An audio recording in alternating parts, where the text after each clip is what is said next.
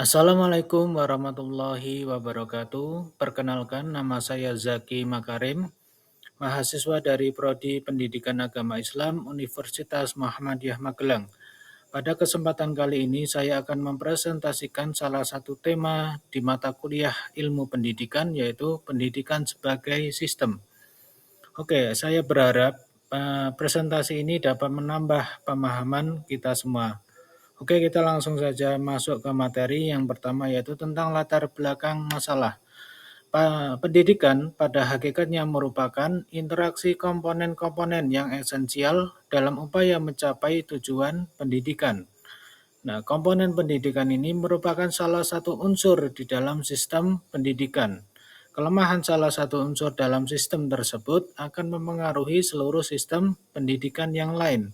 Kemudian dalam upaya meningkatkan mutu pendidikan, maka Perserikatan Bangsa-Bangsa melalui lembaga yang disebut dengan UNESCO menggagas 4 pilar pendidikan. Oleh karena itu, penting bagi kita untuk mengetahui apa saja komponen-komponen pendidikan, kemudian apa saja 4 pilar pendidikan yang digagas oleh UNESCO. Kemudian pada presentasi ini akan dibahas tentang apa yang dimaksud dengan pendidikan sebagai sistem, kemudian apa saja komponen-komponen dalam sistem pendidikan, kemudian yang ketiga, apa saja jalur, jenjang, dan jenis pendidikan yang ada di Indonesia, kemudian yang terakhir, apa saja 4 pilar pendidikan menurut UNESCO.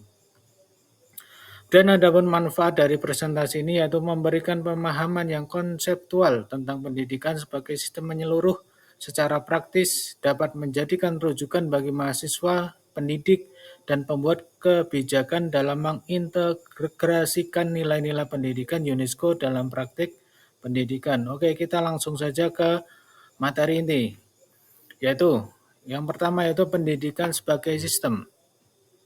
Apa yang dimaksud pendidikan sebagai sistem?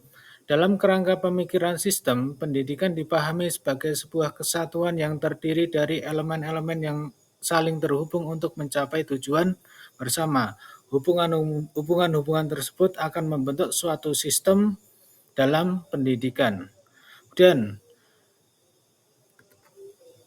pembahasan selanjutnya yaitu mengenai komponen-komponen yang ada di dalam pendidikan. Yang pertama yaitu ada yang disebut dengan dasar pendidikan atau yang disebut dengan landasan pendidikan. Nanti terdiri dari landasan yuridis, ekonomi, religius, dan lain-lain. Kemudian tujuan pendidikan yaitu tujuan adanya diadakannya sebuah pendidikan.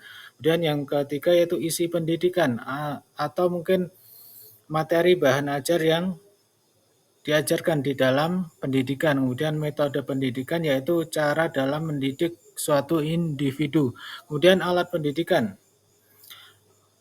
Alat pendidikan ini berupa dua, yaitu alat pendidikan kebendaan dan alat pendidikan bukan kebendaan. Kemudian yang ke-6 yaitu terdidik, yaitu merupakan individu yang dijadikan sasaran kegiatan pendidikan supaya tujuan yang diharapkan bisa tercapai dengan baik. Kemudian ketujuh yaitu pendidik adalah orang yang bertanggung jawab dalam proses pendidikan supaya mengarah pada tujuan pendidikan. Yang ke-8 yaitu tujuan perencanaan sistem pendidikan. Dan adapun jalur, jenjang, dan jenis pendidikan ada beberapa macam. Untuk yang pertama yaitu jalur pendidikan. Yang pertama ada formal, yaitu sekolah berjenjang dari SD, SMP, SMA sampai perguruan tinggi. Kemudian yang non formal ada kursus, pelatihan, dan PKBM. Kemudian yang informal terdiri dari pendidikan dari keluarga dan lingkungan. Kemudian yang kedua yaitu jenjang pendidikan. Jenjang pendidikan ada dasar, menengah, dan tinggi.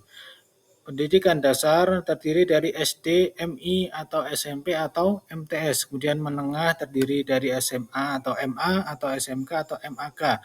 Kemudian jenjang tinggi terdiri dari diploma, sarjana, magister, dan doktor.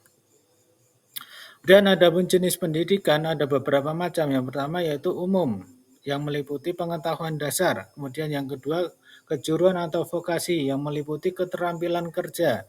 Kemudian yang ketiga yaitu akademik atau profesi. berfokus pada keilmuan dan keahlian profesional. Yang keempat yaitu keagamaan yang terdiri atau yang diajarkan yaitu ajaran dan nilai agama.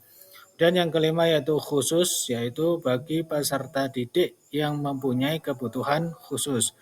Kemudian kita masuk ke 4 pilar pendidikan menurut UNESCO. Yang pertama yaitu learning to know, yaitu belajar untuk mengetahui. Jadi diharapkan peserta didik dapat memahami apa materi yang akan diajarkan. Kemudian yang kedua learning to do, atau belajar untuk melakukan, yaitu mengajarkan anak-anak untuk mempraktekkan ilmu yang sudah didapat. Kemudian yang ketiga yaitu learning to be, belajar untuk menjadi, yaitu usaha yang dilakukan pendidik agar siswa dapat mencari jati dirinya sesuai dengan kemampuan yang dimiliki, baik itu hard skill atau soft skill.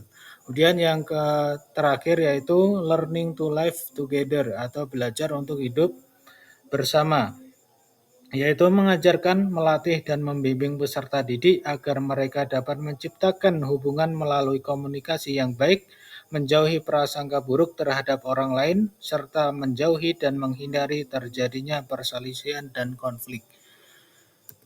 Mungkin sekian presentasi singkat dari saya. Jika ada salah dan kurangnya, saya mohon maaf sebesar-besarnya. Kemudian yang terakhir, wassalamualaikum warahmatullahi wabarakatuh.